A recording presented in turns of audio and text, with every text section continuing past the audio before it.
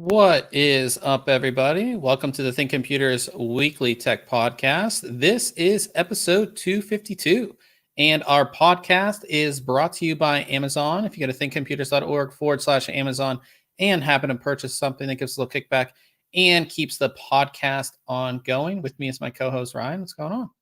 Not a whole lot. I'm getting used to this new look. I was watching you do the intro, and you got this new piece of hardware, and your angle is a little different. So I'm just my angle is different. We'll talk about it. I should. I guess I could bring it up. The pictures that I had sent you of my little contraption that I had built, which I'll bring up, but we'll talk about it later in the show because we have other stuff to talk about. Obviously, I'm good. I'm late. Jealous of the amount of snow you're getting, but that's all right. Yeah, it's sort of a blizzard here in Pittsburgh. I think if most people here are listening are on the East Coast, there's a big snowstorm going on. It's like nice, but then like you just want it to be gone. You want it to be done. I think we talked about this like the first snow that we had got. But yeah, take it for a couple hours and then you're like, all right, I'm done. Yeah, I did a smart thing. I went to the grocery store yesterday, so that anytime I have like I want to go get some like cookies or something, I don't have to like trudge through the snow to do it. So, but we hope everybody who is in the snowstorm is hunkering down. It's perfect time to have a snow day. We have Cyberpunk's out, all kinds of cool stuff going on. You obviously are tuned into our podcast here as well, so a lot of cool stuff going on. For everybody that is in the live stream right now, if you want to check out our show notes, that's everything that we're going to be talking about this week. So, you can go ahead and follow along and see all the articles that we will be talking about. You can see it right here. It has everything that we'll be talking about this week. So let's jump into reviews this week. And I took a look at a really interesting product that came out about, I would say like a couple months ago. Yeah, it's been out for a little while. And yeah, I know it's been out for a little bit of time, but it's kind of interesting product, and it fits a weird category, I would say, because Corsair recently bought Elgato, which has a kind of a similar product in their Stream Decks, but this is a little bit different. So for the longest time, monitoring your temperatures and say like fan speeds, we would always see beta devices, right? Beta devices. We would always see them. And they were cool old school LCDs. I remember all that kind of stuff. Day. And those I think would still be popular now, except for 90% of cases don't have bays, right? So Corsair put out this interesting device called the iCUE Nexus. And basically, you can see it here, what it is. It's this little sort of companion LCD screen that you connect it via USB. It hooks up to Corsair iCUE. And then it will work kind of seamlessly with your Corsair devices. So if you have like a Corsair AIO or Corsair fan controller, it will work with that kind of seamlessly. And then it also allows you to do other things as far as you can monitor like your things that are kind of readily available, like your GPU temperature, your CPU temperature, your clock speeds on your CPU, kind of everything that's like built into Windows, I would say, like what Windows monitors you can monitor with this. You can also create buttons on this. So let me go down to the actual device itself or on the screen. Hold on. So each one of these little sections that are on the screen, there's one, two, three, there's six. There's six of them, and you can make them a button or a widget. Widget is all monitoring and things like that, whereas buttons are literally what it is. It's a button. So it's just like remapping anything within iCUE. Like if you had a Corsair keyboard, it's the same thing. So you could do quite a lot, actually. You can see, or wait, that's the, button. So you could do macro, text, media. Launching applications is really useful. So you could just hit the button and launch the application. You can obviously remap it to any button that's on your keyboard or mouse, Windows, shortcuts, all that kind of stuff. So it actually can be pretty powerful as a device, which is kind of what you would want for a little companion screen like this. And as you can see here, like I created a bunch of different screens. What's nice is like, so these are called screens, kind of what shows up on the device. And it, like this one, these last three are determined. So I have a Corsair Commander Pro. So it makes the screen for me. I have a Corsair H115i Platinum. It creates the screen for me as well. And it's actually kind of nice because these are buttons that control the speed as well as the RGB on those devices. So I just press it and I can instantly change those. It's much easier than actually going into iCUE and changing those. And then we have like some temperature and core speeds and things like that. It works really well and it's pretty seamless. That's one thing I like about it, is that it is very seamless, especially if you're in the Corsair ecosystem, especially if you are if you have Corsair devices. These screens are automatically made for you. Making these other screens is pretty easy for the most part. I didn't have like all of these. It pulls the image here for like Chrome and File Explorer, Lightroom, and Spotify. Like it pulls all that stuff. But you can actually create your own as well. Like you can set a custom, I can make like a ThinkComputers logo and have it launch the website or something. So or whatever. Like the fourth one down there is like that Corsair logo, and it's all seamless image across, but the buttons seem to have a little black spacing between them. It is one full screen, right? It's not just like six individual screens it is one full screen. Okay. So the little six button icon areas are just kind of to delineate one from the other. Yes. Okay. So this is kind of what it looks like turned on. The LCD screen, honestly, is not the best, I would say. Mm-hmm. It does look nice. Like, the viewing angles aren't the best. Obviously, my pictures, I wouldn't say do it the best justice. I would say the top picture does it the best justice from the angle. But you can see what the different screens kind of look like in real time. And obviously, like these temperatures, like this is like a real graph that updates in real time, which looks pretty cool sitting there. Yeah.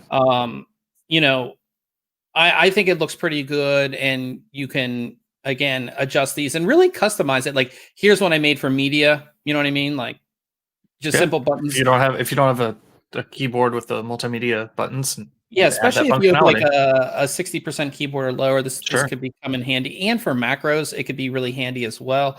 The one thing that I didn't like so much about it is if you look at the screen, like just the center part really is the screen, and it's pretty small. Yeah. I forget, each one of these like squares is I think 100 by 68 or something like that. It's very, very small. That's low one resolution and a lot of bezel. Yeah, it's not the best screen. Put it that way. One thing I didn't mention is that you can effectively mount it to Corsair keyboards. All the K95s, the new K100, and the K70, so it comes with these mounting plates where you can actually mount it to the keyboard, which is pretty nice as well, especially, again, if you're in the Corsair ecosystem. And it has this little USB cable here that would plug into the pass-through on all of those other keyboards. So that's really nice. But I use it as a standalone. So it comes with this base, same kind of thing. You plug in there's like a USB connector there, and then you connect that obviously to your PC. And again, the whole experience is very seamless. If you have iCUE installed, it detects it. It creates those screens if you have other Corsair devices, and then boom, you're kind of good to go. the problem, as I'll say hi to everybody in a second, but as you said, it's $99. That is expensive for what this does. Just for the fact that you can buy like a little companion LCD screen that is much bigger, like say like 1020, what is it, 1024 by 768 little LCD screen, and then run like ATA 64 monitoring on it or something else. We've seen so many people do that. You can do that for less money, and it's going to look better. It's going to be bigger. But if you want a seamless experience where like you don't really like configure an ATA 64 on that monitor, on that second monitor, or something, like it takes time to do. This is more or less seamless. So if you want a seamless experience, if you're in the Corsair ecosystem, it makes a lot of sense, right? The one thing I didn't like, one thing that would have been nice, is that if like for iCUE Nexus users, if Corsair would have made a like an online community where you can download other people's screens, because you can import and export them through iCUE. So their forums are actually really active for like iCUE profiles for lighting on keyboards and stuff. So I bet there's a pretty good library out there, honestly. Okay, well, you have to know that like that's they're the best place to get them. You know what I mean? As opposed to having something built into iCUE. Well, not even I think would be really iCUE, cool. But like even if they have a website that was like to show off these different profiles, put that way. So I gave it an 8 out of 10. Again, it's a seamless experience.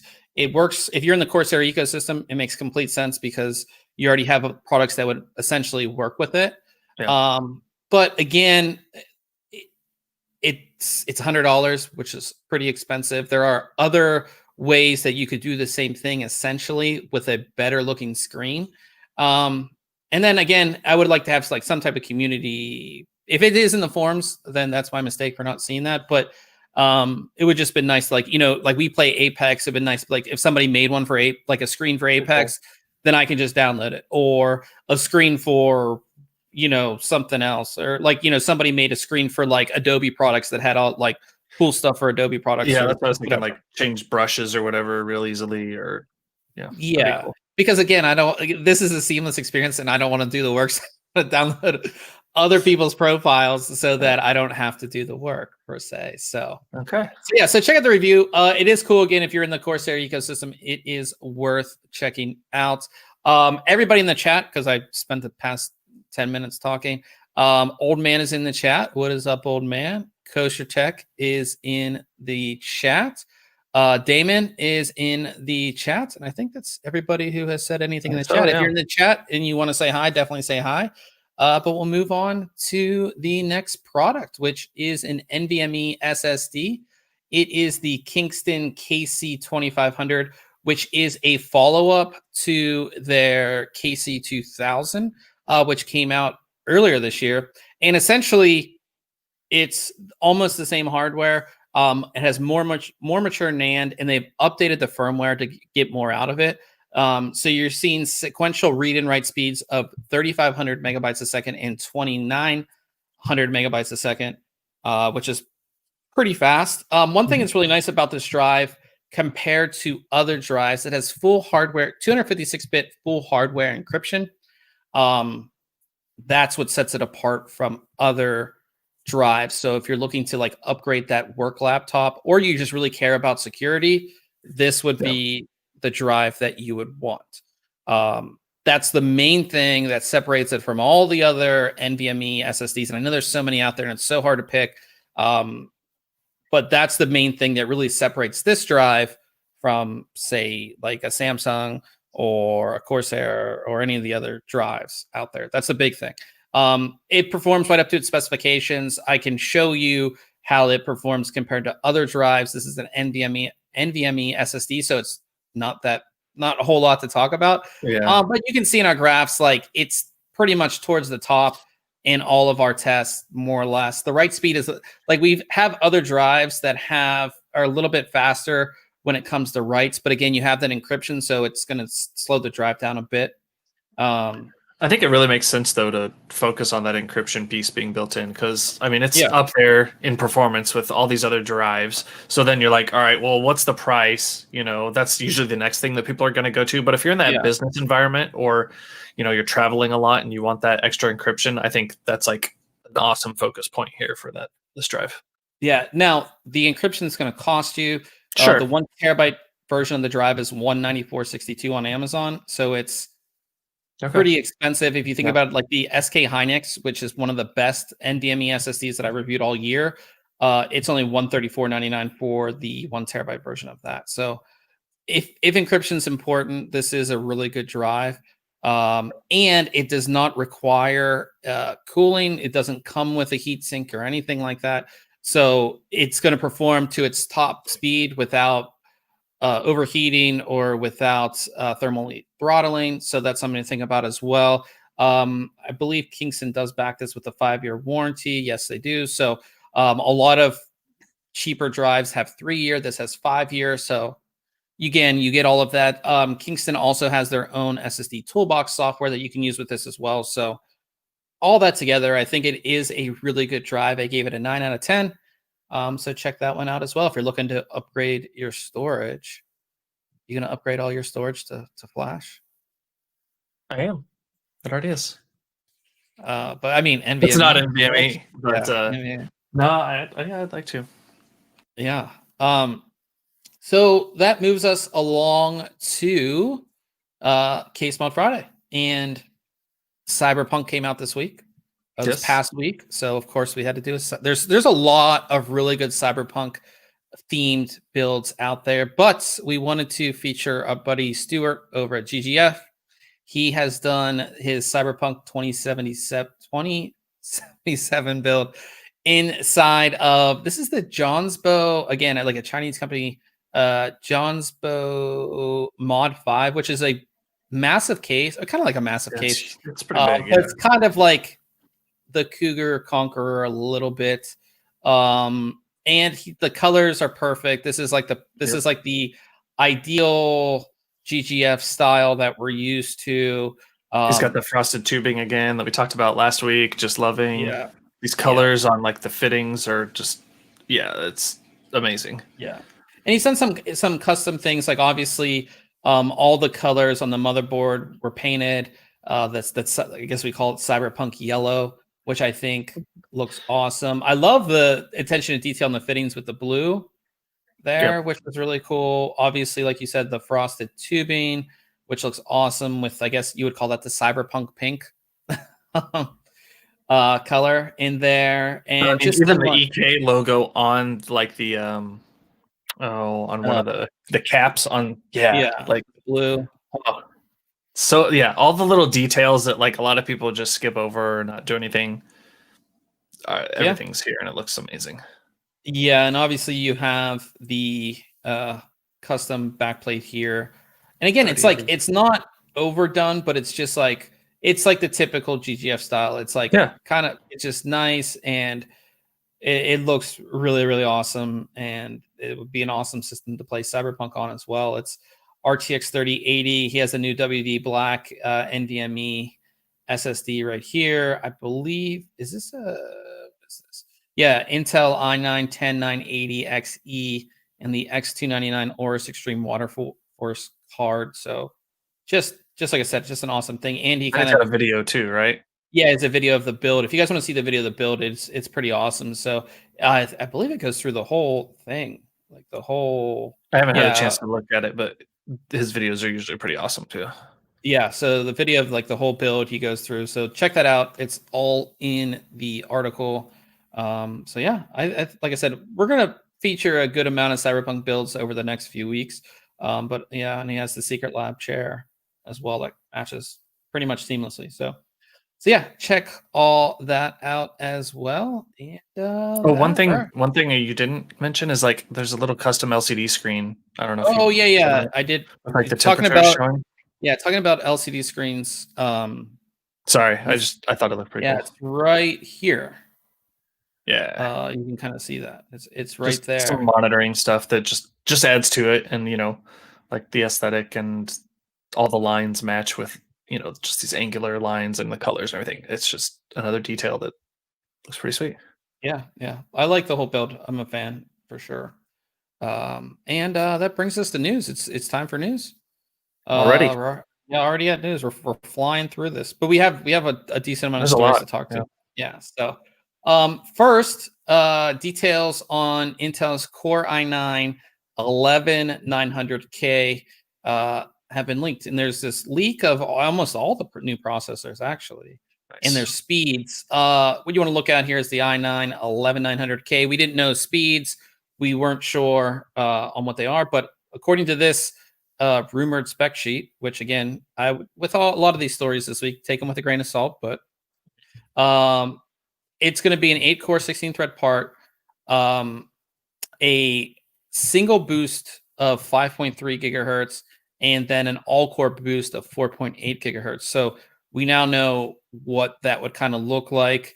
Also, the i7 11700K is also an 8-core, 16-thread part, single boost of 5 gigahertz, all-core boost of 4.6 gigahertz. Both have 16 megabytes of L3 cache. So, yeah, like I said, these get me excited, but again, it's like it's still on 14 nanometer. Yeah. Which, again, I hate even is bringing it up anymore. It's like I feel like we're beating the dead horse. What's like crazy to me is that how on 14 nanometer it can still be competitive, because it is. Yeah. It's and making improvements, obviously. Yeah, especially in these clocks. It's like whenever Intel goes down, are they just gonna like blow AMD out of the water? I don't know.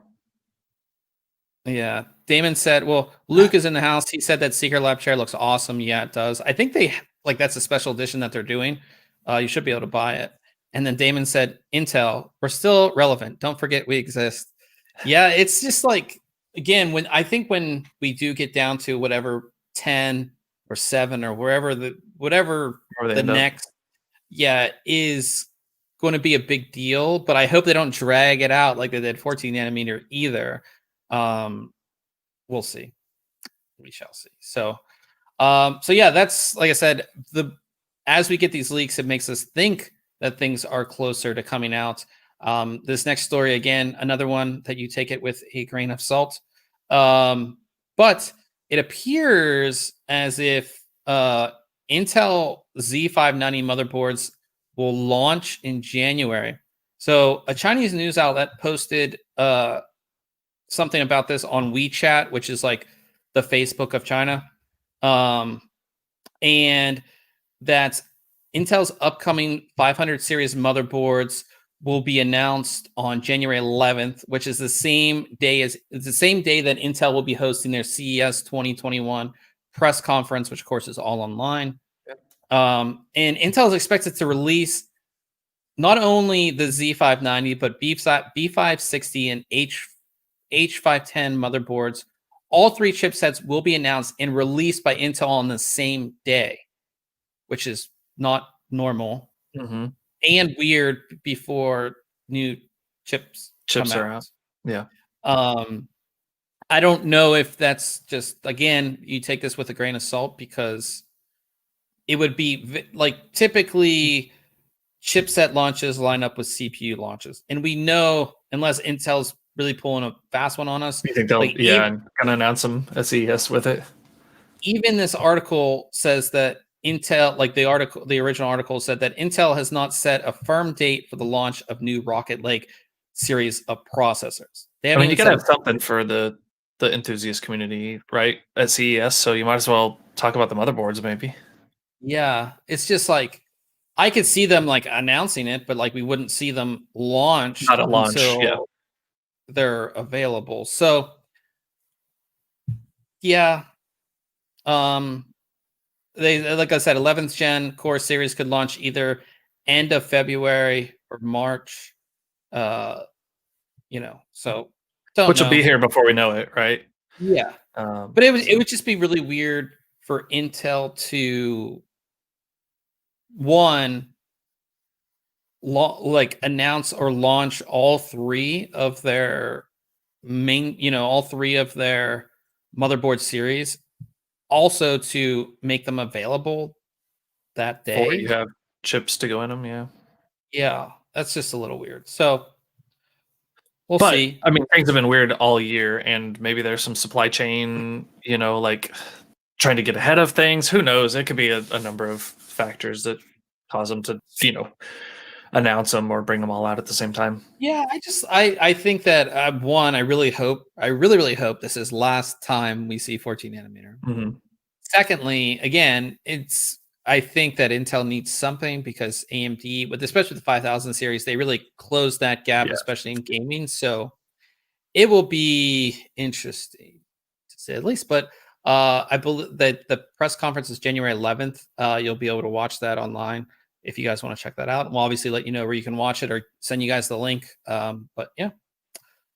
Cool. On the graphics card side of things, we have more, apparently, even though you can't get them anywhere. You're not going to be able to get them. And now you have to figure out which one you want or need. Yeah, so the EEC, excuse me, the EEC, which we've talked about, that's how we find so many of these leaks. That's the Eurasian Economic Commission. Like basically it's, what would you say? It's like the FCC? Kind of, yeah. I mean, you have to register, hey, these are our products coming out. Here's, pertinent information for this regulatory group, I guess. Yeah. So in this listing filed by,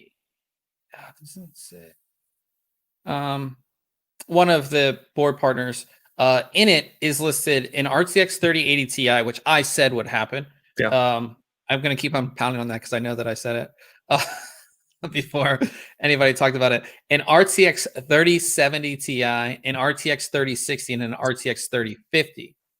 One thing that I like about this is that we're finally, hopefully, going to get away from GTX on the low end, maybe.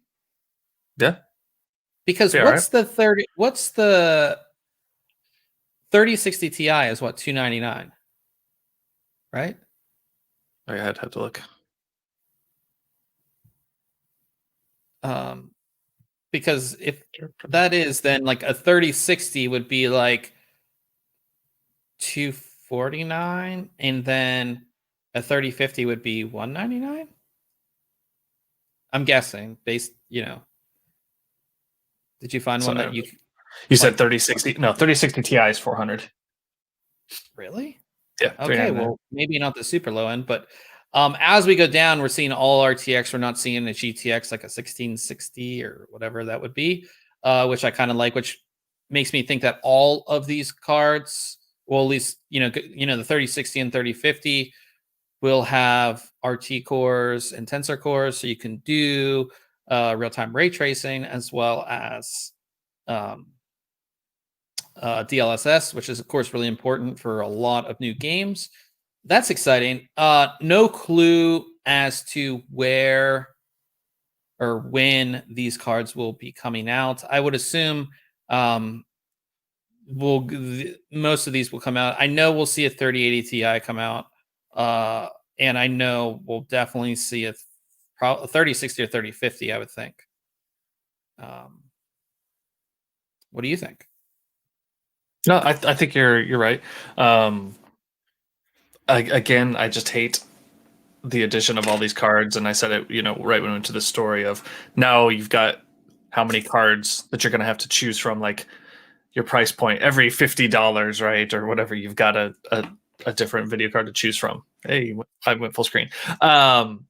So it's just me again not being a fan of so many choices for the consumer. Not that choices are bad, but I think crowding the market on one side of things can often be, confusing to the consumer. And then you have like everybody's got their variation of each one of those cards, right? They've got their just say like a 3060 Ti, right?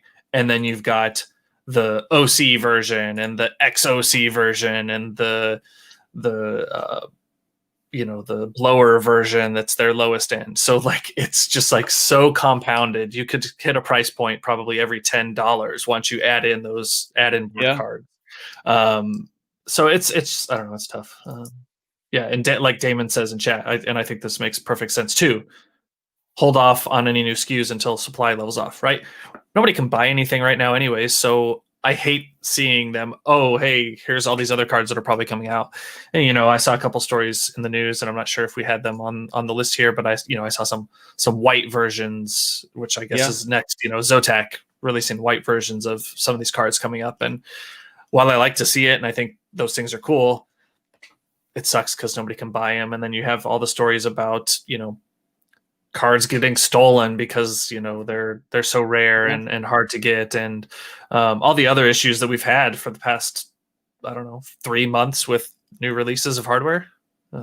Everything's so hard to get, and that's all I got to say about that. Yeah, that's a long rant. I like that. Yeah, I mean, Ryan makes perfectly good sense. It's like, why? Again, the ones we were talking about in the last one, it's like that's not official from NVIDIA. That's just like a register, and that stuff can come like 6 months down the line. That's like a process they have to go through to get the products into the country. Like, that's how that works. But this next story that Ryan was talking about is like Zotac is announcing these awesome looking white cards, all white cards. These are called the I guess they're just called limited edition white edition. White edition. White edition. So they have their Trinity OC white edition, and then they have the Twin Edge OC white edition. These look awesome, except for the PCB is black. I don't mind it. It would have been cool if it was white. So yeah, I mean, like the Hall of Fame cards from Galax are like my favorite. But I mean, especially this little card, is like perfect for like an ITX build. It's so small, and to have it, like, if you were doing like an all white build or something like that, is going to look awesome. But again, like, how many of these are available?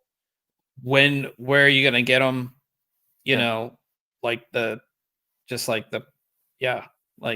That's the problem. It's like, they'll have like 10 available on Newegg or Amazon, and they'll be gone in 3 seconds. So it's just that's kind of all we have to say about that. Talking about white products and new products, Fantax is in the AIO game. You're Mr. AIO, so I saw this today and was like, oh, they released they're called their Glacier series, available in both white and black versions, 240, 280, 360. What do you, as the resident AIO guy, what do you think?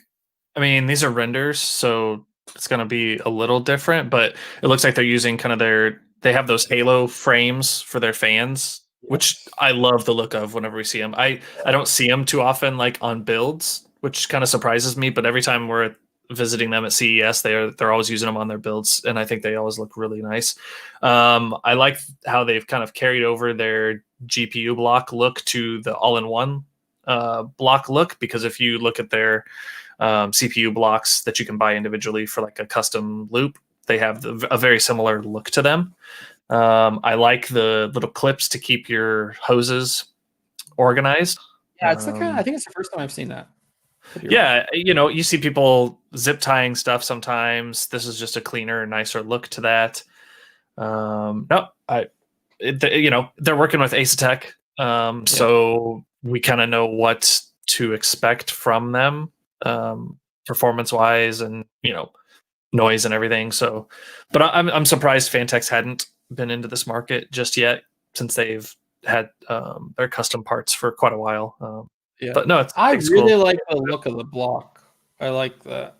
I like just like more of the square kind of look compared to like this circle that we see. We got so many of these round ones right now. And Damon says he'll have a review up of one tomorrow. Actually, he says it's pretty nice color. So that's over at PC Test Bench. PCTestbench.com. Our buddy Damon.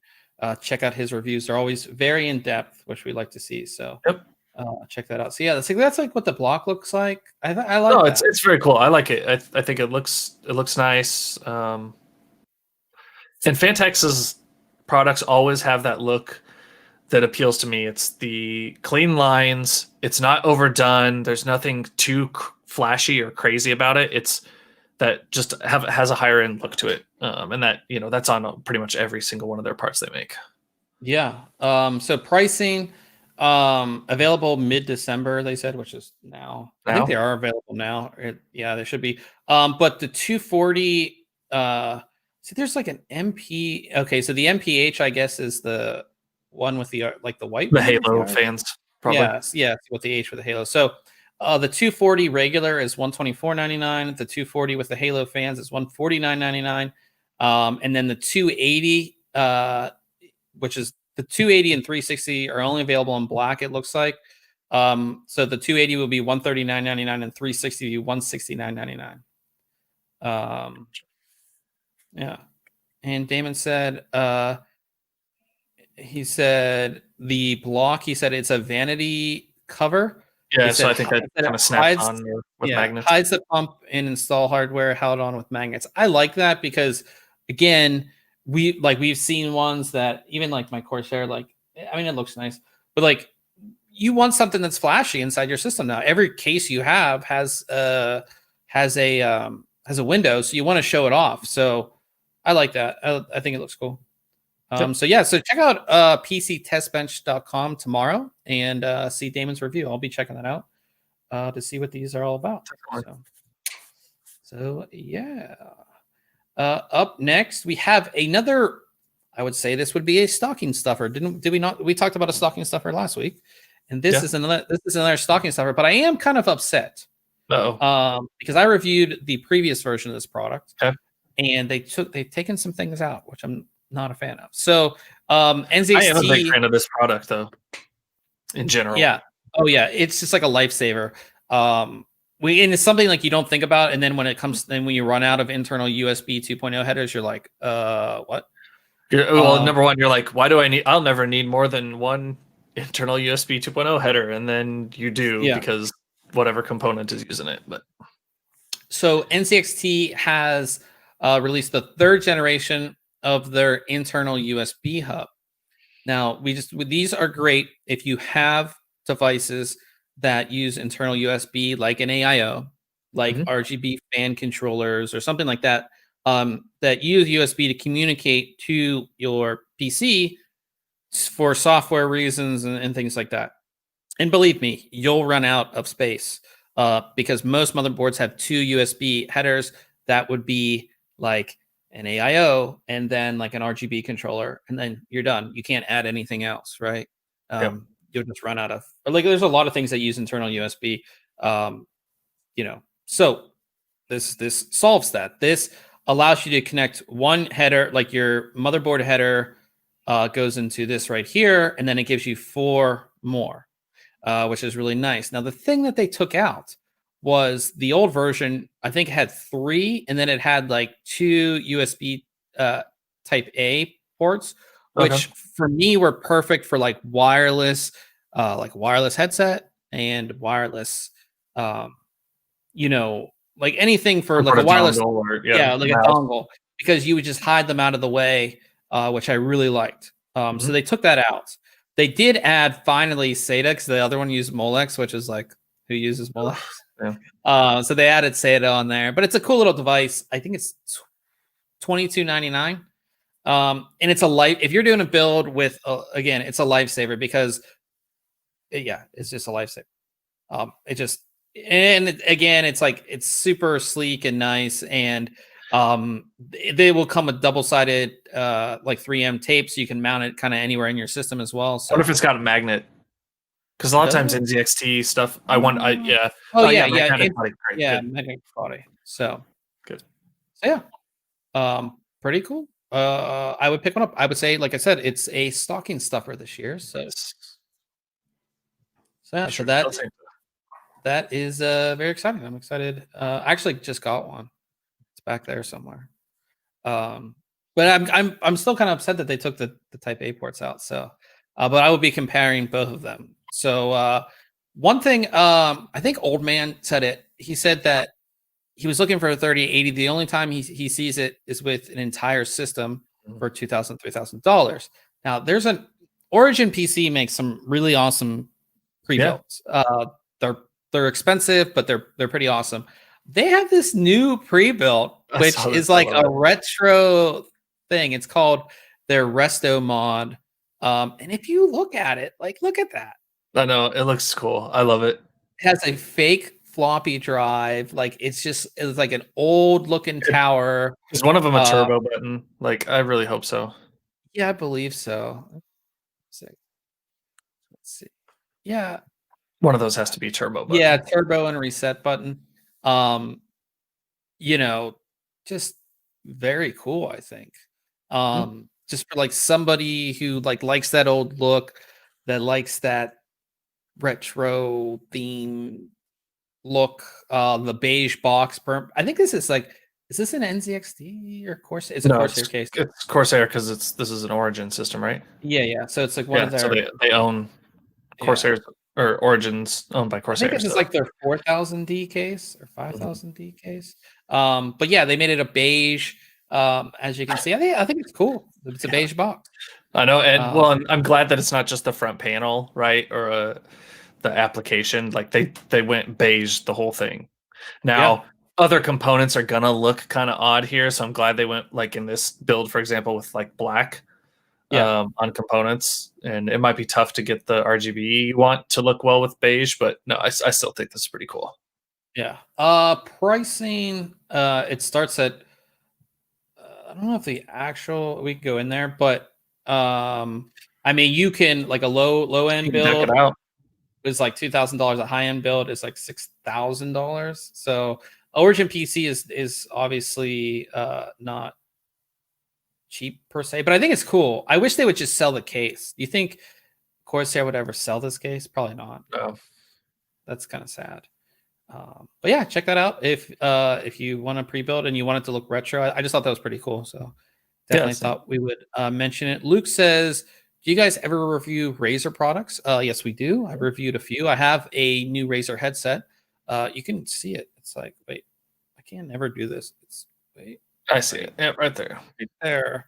But yeah, we do review Razer products. If you go to the website and just go to the search bar and just type in Razer, you should be able to find quite a lot of stuff. Keyboards, headsets, mice, speakers. We reviewed a decent amount of Razer stuff. So check that out. That is one company or brand I've never reviewed or owned a product from. They Razer. do make good stuff, although their keyboard, except for the one that I reviewed, the Huntsman like Elite, like their other, I wasn't a big fan of. It just was a lot of plastic for the price. It was expensive, but they do make good products.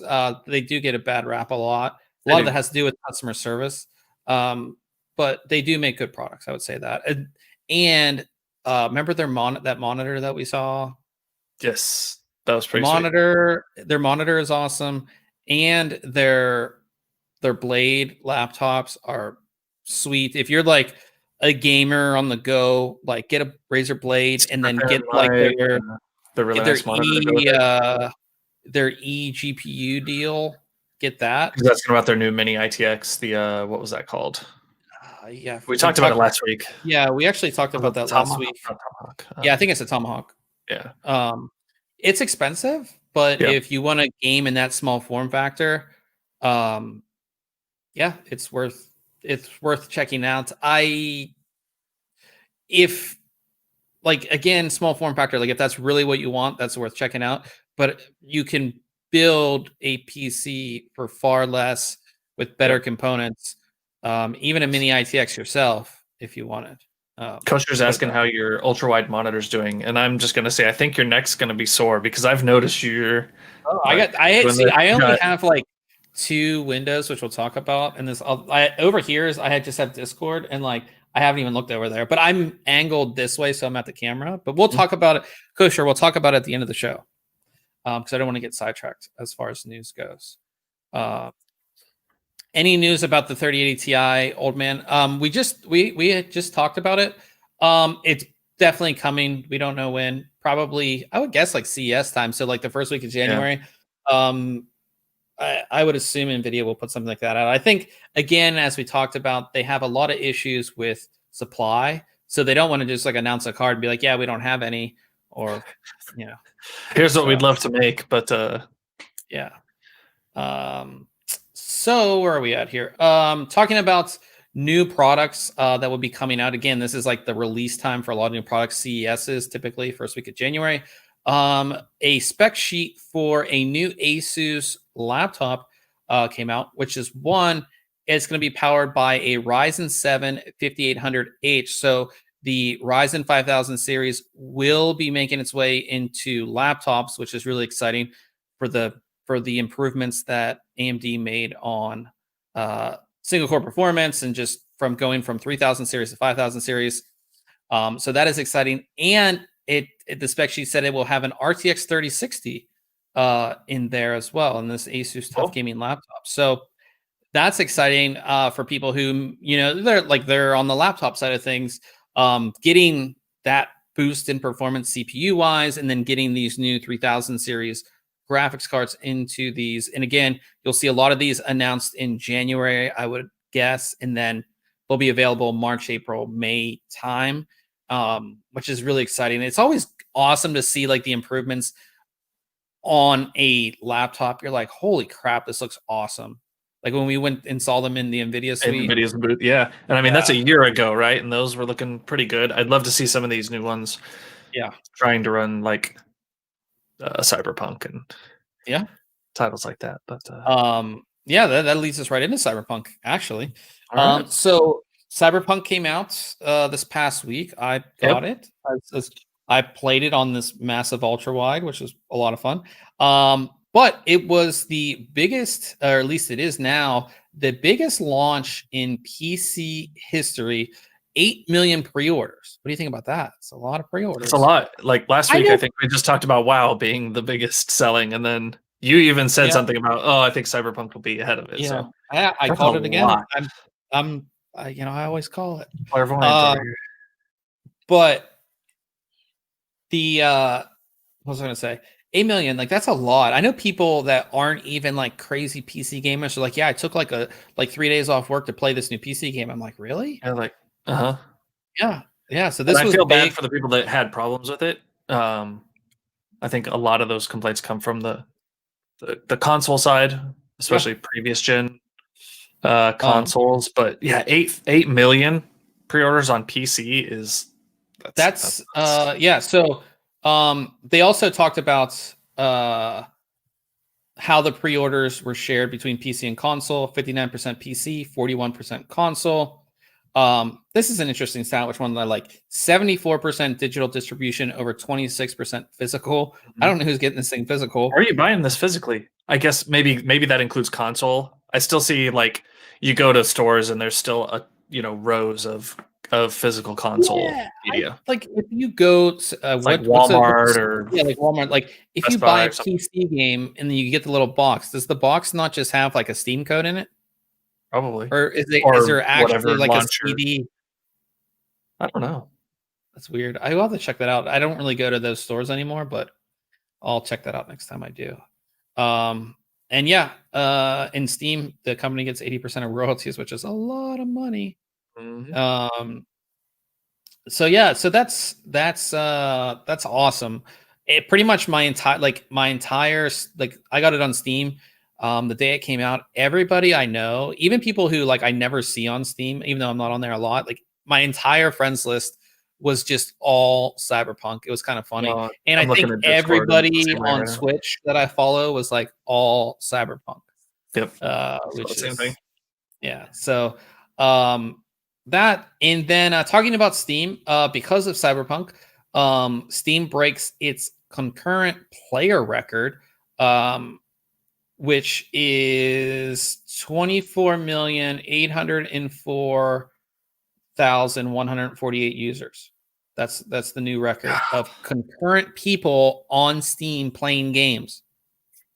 Now, how much of that do you think is okay? Obviously, some of it's tied to Cyberpunk coming out, but like I think that number's probably boosted because of COVID. a little. Like you have people that maybe like school is different for them right now, so they're at home when they might have been on site somewhere. People working remotely. That's obviously got to. There's no way it doesn't factor into it, but those numbers are still impressive either way. The previous record was set back in March when like the first wave of like the lockdowns and stuff like that happened. But I mean, if you look at like, it peaked at over 1 million people were playing it at once. And then CS:GO passes. Yeah, CS:GO is still, there's still more people playing CS:GO. But if you look at it, like for a new game to crack like the top 5 games, and if you look at the top 5 games, Grand Theft Auto 5, which people still play at a crazy rate. That came out in 2013. Yeah, PUBG, it's been out for, Dota 2, and CS:GO. Again, like Dota 2 and CS:GO are free. But again, for like a game that's $60, like a AAA title that's $60, that many people. And you got actively, there's 682,000 playing it. Wow. Yeah. So that's awesome. So yeah, like I said, that's pretty cool as well. And then the bad side of the launch, with any big launch like this, we'll talk about the PC one in a second, but the big issue that so many people have is on the console side, especially like previous gen Xbox. Was it the Xbox One? Was the Xbox One and the PS4. I saw people trying to play this. It looked horrible on some of the screens. It looked like a Nintendo 64 game. Yeah, it was bad. Like I saw some facial, textures obviously hadn't loaded and the models weren't fully there. And it was like just these crazy, N64, PlayStation 1 type graphics. It looked so bad on console. Like it looked horrible. And what pissed me off was that they were like, we didn't really factor in like these previous, we kind of ignored the previous consoles, even though we said that it'll run on them. And like technically it runs, but it's not playable. And the interesting thing is that people were asking for refunds, and Microsoft Microsoft and Sony aren't giving them per se. Cyberpunk is like, you can get the refund, but then when they try to do it, I guess through Microsoft Store and through Sony's thing, they're like no or something. I don't know. There's a big controversy going on. Obviously, I'm not following it that much because I have the game on PC. But yeah, what have you thought of it so far? I only played like 30 minutes, honestly. And I played it on this 49-inch monitor, like RTX on the 3090's cranking over here. It looks good. Like it looks so good. But I just haven't had a whole lot of time to really get into it. I've been doing a lot of other stuff. But yeah, I do like it. I haven't had enough time to get into it, but it is nice to play a single player game that I can, like, it's a story and that I can just like go into my own world kind of thing, which is really nice. Cool. So yeah, that Corey is in the house. He said, which console? The ones that's having issues on is PlayStation 4 and Xbox One. The newer consoles, Xbox One was Xbox One X. Is that what it's Series S and Series X. Yeah. And then PS5, I don't think they're having as many issues. There's also issues. There have been a decent amount of PC issues. People are having BSODs and things like that. Now, I can say, like, I'm like the person who's like, it ran fine on my system, but I'm like running a 3090. People who are on 20 and 10 series cards have had issues. I would say just make sure all your drivers are up to date. They've been releasing patches and things like that as well. So yeah. It's like I said, the graphics are really good. Like I have RTX like fully turned up on it and DLSS on, and again, to be playing on this like huge monitor is a lot of. Are you playing full screen? Yeah, full screen, full thing. You are immersed. Yeah, it is. It is very immersive, which I like. But yeah, so talking about what's coming up next week before we get into talking about this huge monitor, I'll take a look at another. I'll be finally finishing out my Ryzen 5000 series reviews with the Ryzen 7 5800X 8 core 16 thread part. Yeah. So I'm excited to take a look at that as well.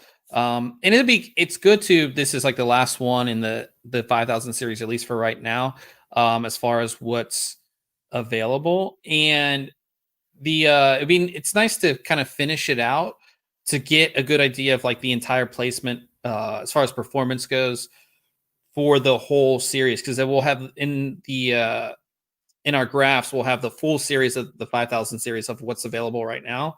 So I'll give you guys a good idea of like which, kind of where each one stands, which is kind of nice. Damon asked me, what is the FOV do you have set on that thing? I don't even know. I just I let it set everything. So I have no clue, honestly. I'll have to check that out. We'll also I'll be taking a look at 3 headsets. They're all from Cooler Master. It's their M8. It's their MH series. They're all slightly similar, but like just like any product, like you have the high end, middle, and like the lower end one. So it's the MH series, which starts out with the MH630, then goes to the MH650, and then finally the MH670. So I believe the 670 is wireless. Could be wrong. But I'll be taking a look at all 3. So they're all very similar. It's going to be one review with all 3. I'll give you an idea, just like the Ryzen processors, like, okay, this one's at this price point, this one's at this, which one is best for me for my use case. So I'll have all 3 of those for you guys next week as well. Nice. Yeah, we'll talk about everybody's been talking about my super ultra wide. If you're friends with me on Facebook or Twitter, I posted out what my new setup looks like, and I'm like super proud of it. It looks good. Yeah, I'm like before I bring it up, over how big it is though.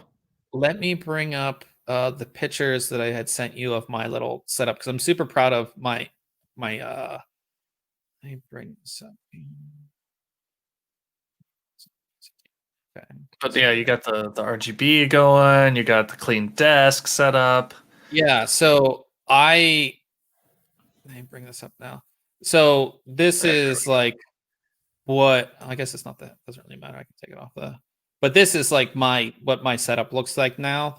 I'm pretty like, with the RGB, it makes it even look even better. But Biotech had sent over their 49-inch ultra wide, and this is the one that's a 1440p. So it's like 5120 by 1440, which is like insane. It actually, as Ryan said, like you can see me looking like I only have 2 windows right here, and this is just like empty space over here, which is really nice. And then I got this RGB kit from, I think it's called Govy or Groovy or something, just off Amazon for like $25. Makes the setup look really, really awesome. Yeah. So I'm super proud of that. And then like this webcam, which you guys can see, I kind of switched that all up too. So because I showed Ryan this earlier, but like I was using this little tripod that I would have to set up every week, and it's kind of hard to see, but if I set this up, it's not tall enough to go over. Actually, it's just tall enough to go over this monitor, but I just didn't like it. It wasn't very sturdy, and then like if you bump the desk, it would like move and all this stuff. Yeah. So I set up this magic arm thing right here that you can see. So this is like the camera that you guys are seeing right now. I have this magic arm that I installed here, and then it goes to like this little it's supposed to be like a light stand for a desk, but and of course I installed the magic arm, and then my camera is right on here. It's like the perfect setup. Yeah, it works perfectly. Yeah. So it's like everything like worked out so perfectly, even like the RGB and everything. Like I thought it was going to be a mess, but everything is so perfectly set up now for streaming, for doing the podcast, and obviously like the super ultra wide is interesting because I went from a 34 to a 49. So So you can see like it's very, very big.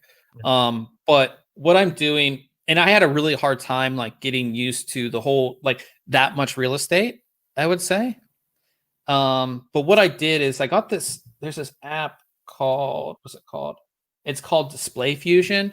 And basically I split the screen into three sections. Yep. And Display Fusion, basically what it does is it acts as if each section of the monitor is its own monitor. Does that make sense? So if I have something over on this side and I just full screen, it's only going to full screen to right here. Same thing with the middle and same thing with the side.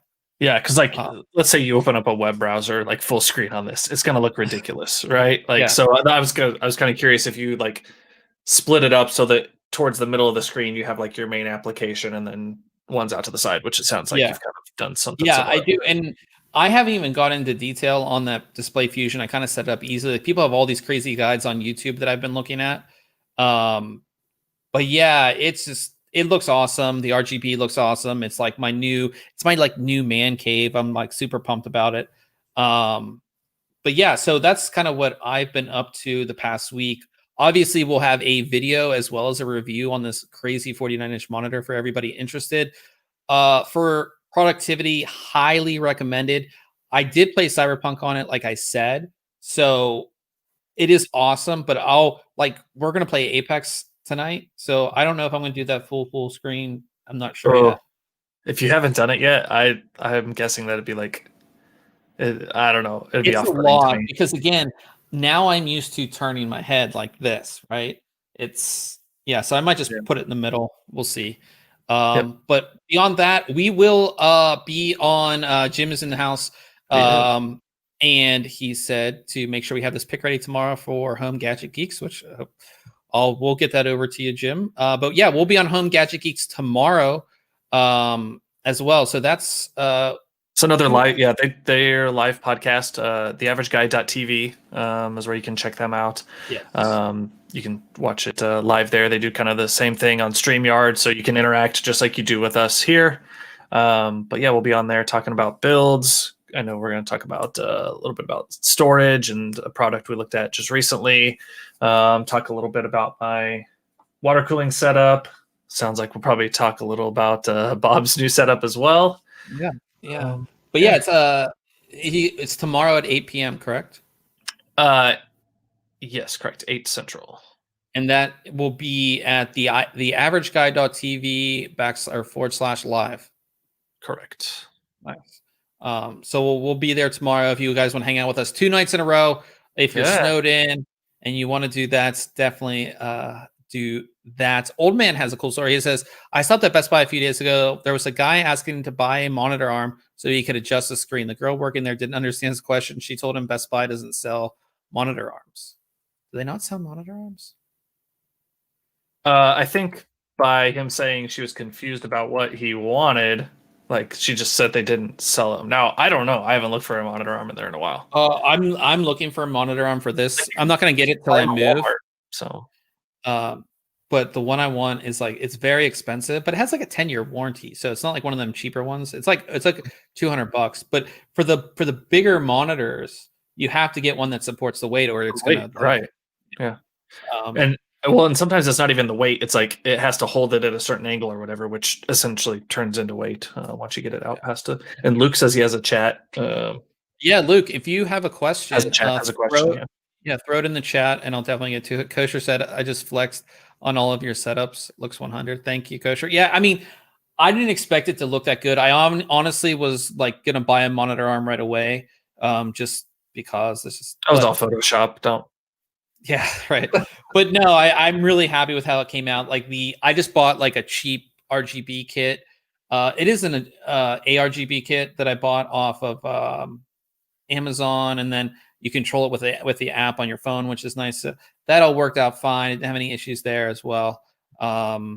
So Luke's question says, wanting to do a new build that's full AMD GPU, CPU recommendations on the CPU 5000 series. And on the GPU, GPU market's horrible right now. I haven't personally tested the 6000 series of GPUs. The 5700 XT is honestly a really great card for 1440p. But beyond that, it's like graphics cards are really, really hard to find right now. And if you can find them, sometimes they're overpriced. You know, the ones that you can find. So, but as far as like it would all depend on what you want to do. Because in the 5000 series of CPUs, you can go from low end all the way up to 16 core. So it just depends on how much money you want to spend and what you want to do. GPU, it's sort of like the same thing. Like you can get a 6800 XT and 6900 XT. And again, different price points at that. But yeah, you can fully do full AMD GPU and CPU on the motherboard side. If you don't care about Gen 4 NVMe storage, you can get a B550 for cheaper than an X570 would be. But again, you would lose the Gen 4 on across your PCI Express slots, as well as the rest of your M.2. So only one M.2 will be Gen 4. But yeah, that's my thoughts on that. Have you done anything this week? We haven't talked about if you I've done nothing at all. You've done all nothing? week. No. I'm not surprised. No, well, I did get a case in the mail. I say the mail. You sent over the old Inwin 925, which will soon be housing this build. Pull it out of the Inwin 905 into the 925. I knew this thing was big, but it's huge. I'm actually surprised. I'm so excited to build it. So we reviewed the Inwin 905 or 925, sorry, like a month ago. Not pretty recently. Yep. Yeah, a month ago. And then Ryan was like, I want it. I was like, okay, I'll send it to you. Because I wasn't going to use it. It's too big, and I'm going to be moving in April, and it's just and I really like my Corsair system. I like it. Yeah. And so I was like, yeah, I'll send it to you, man. Like, so you should have seen me I carried this whole thing down to my car, which I have like a Honda Civic. So like just getting it in there, and then like I go into UPS, and like it's busy because it's holiday time, and everybody just stares at me because I have this massive thing. And it's heavy. It's heavy, and the guy like just looks at the desk, just looks at me like all crazy. Yeah. But yeah, so Ryan has that. That's fun. I do. So yeah, I pulled it out of the box like as soon as it arrived. I was like, oh, gotta get down and look at this thing in person again. You know, because I hadn't seen one in person since. Yeah, hopefully it arrived in. No, it was all good. Everything's great. No broken glass or anything. Well, the thing is about the 925 is those glass panels are very, very thick. And they're very good quality, which means they're going to be really hard to scratch and really hard to break. So so that's exciting as well. Beyond my setup, just getting ready for holiday. We're not sure if we're going to be here next week because next Wednesday is Christmas Eve, and we don't sure about. No, it's not. Wait, no, it's not. It's the day before Christmas Eve. Oh, wait, we'll be here. Okay, yeah, so it's the 23rd. So pending anything on my end, we will be here next week to talk to you guys. We'll have a little Christmas episode. Maybe I'll get a little Santa hat or something. All right. But yeah, so and Ryan did say that he will be starting off the podcast. He will be doing the intro next week. So definitely stay tuned for that. We are going to switch over to Twitch. Of course, that's where we do all of our gaming. Gonna play some Apex Legends tonight. I'm gonna give it a whirl on the old ultra wide here, which would be kind of fun. So head on over to twitch.tv/ThinkComputers. Ryan will have the stream up, and Damon said it's gonna be Christmas Eve. Yes, yep. Christmas Eve. Yeah, pending anything that I have going on because I haven't checked with family stuff, but we shall see on that. So yeah, guys, again, head on over to twitch.tv/ wait, I didn't bring it up. There it is. Twitch.tv /ThinkComputers, and we will hopefully